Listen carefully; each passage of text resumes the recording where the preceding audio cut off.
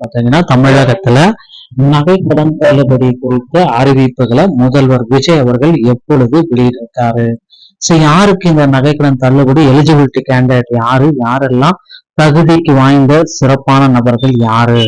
தமிழக அரசின் 5 சவரன் வரையிலான தங்க நகை கடன் தள்ளுபடி திட்டத்திற்கான தகுதிகள் மற்றும் நிபந்தனைகள் குறித்து இந்த வீடியோ விளக்குகிறது.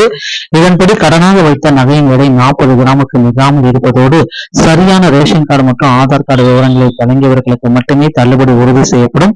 இலங்கை தமிழர் மறுவாழ்வு முகாம்களில் வசிப்பவர்கள் மற்றும் குடும்ப ஓய்வூதியர்களுக்கு இந்த சலுகையில் முன்னுரிமை அளிக்கப்படுகிறது. அதே சமயம் அரசு ஊழியர்கள், கூட்டுறவு வங்கி பயனாளிகள் மற்றும் கோடி நகைகளை அடகு வைத்தவர்களுக்கு இந்த திட்டத்தின் கீழ் பயன்பெற முடியாது என தெரிய வருகிறது.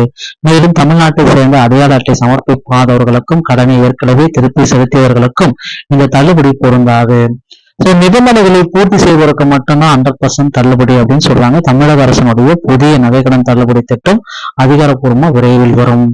அரசின் அனைத்து நிபந்தனைகளையும் முழுமையாக பூர்த்தி செய்யும் பயனாளிகளுக்கு 100% கடன் தள்ளுபடி செய்யப்படும். விதிமுறை மீறுவதற்கு தவறான தகவல் அளிப்பவர்களுக்கு தள்ளுபடி திட்டத்துல இடம் இல்லை. முதன்மையான விதி அப்படின்னு நம்ம பாக்குறப்ப 40 கிராம், அதாவது 5 சவரன் கடனுக்காக வைக்கப்பட்ட நகையின் மொத்த எடை 40 கிராமுக்கு உள்ள இருக்கும். 41 கிராம் இருந்தா கூட உங்களுக்கு தள்ளுபடி ரிஜெக்ட் பண்ணிடுவாங்க. அடுத்து பாத்தீங்க அப்படின்னா உங்களுடைய 2வது கேட்டகரி தமிழகத்துடைய குடும்ப அட்டை, நடப்பில் உள்ள ஆக்டிவ் ரேஷன் கார்டு சரியான பதிவு செய்யப்பட்டிருக்கணும். செல்லுபடியாகும் தமிழக குடும்ப அட்டை நகைக்கடன் தள்ளுபடிக்கு தமிழக குடும்ப அட்டை கண்டிப்பா வேணும். சரியான ஆதார் எண் இருக்கணும். வங்கி கடன் பதிவேடு, ஓகேங்களா? கடன் பெறும் பொழுது இந்த 2 எண்களையும் தவறென்று அளித்திருந்தால் மட்டுமே தள்ளுபடி சாத்தியம். எண்கள் முரண்பட்டாலோ தவறாக இருந்தாலோ தகுதி ரத்து செய்யப்படும். தள்ளுபடிக்கு பயன்பெறும் முக்கியமான இந்த பயனாளிகள் யாரு அப்படின்னு பாத்தீங்கன்னா, தற்போது செல்லுபடியாகும் தமிழக குடும்ப அட்டை வைத்துள்ள பொதுமக்கள், மறுவாழ் முகாம்களில் வசிக்கும் இலங்கை தமிழர்கள், தமிழக அரசின் குடும்ப ஓய்வூதியம் பெறும் பயனாளிகள், இவங்களுக்கு இது கிடைக்கும். தள்ளுபடி ரத்தாகிறதுக்கு உண்டான நபர்கள் யாருக்கு? நிராகரிப்பு, வங்கிகள்ல போலி நகை ஃபேக் கோல்டு வைத்து கடன் பெற்றவர்கள், ஆதார் அல்லது ரேஷன் கார்டு எண்களை தவறாக கொடுத்தவர்கள், இல்ல மாத்தி கொடுத்தவர்கள் அல்லது வழங்கவே இல்லை, ஏற்கனவே நகைக்கடன் தொகையை முழுமையாக செலுத்தி முடித்தவர்களுக்கு இந்த தள்ளுபடி பொருந்தாது. மாநிலத்தில் அடுத்து இந்த ஆந்திரா, கேரளா, தெலுங்கானா, புதுச்சேரி வெளிமாநில ஆவணங்களை பயன்படுத்தி கடன் பெற்றிருந்தால் தள்ளுபடி கிடையாது. இதெல்லாம் பேஸ் பண்ணி பாத்தீங்கன்னா உங்களுக்கு தள்ளுபடியை ரிஜெக்ட் பண்றாங்க. தகுதியற்ற தொழில் பிரிவினருக்கும் உங்களுக்கு தள்ளுபடி கிடையாது.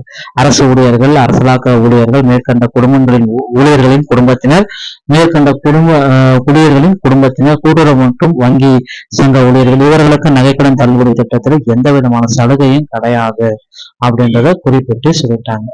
யாருக்கு இந்த தகுதி உண்டு, யாருக்கு இந்த தகுதி இல்லை, அது ஒரு ஒப்பீடு.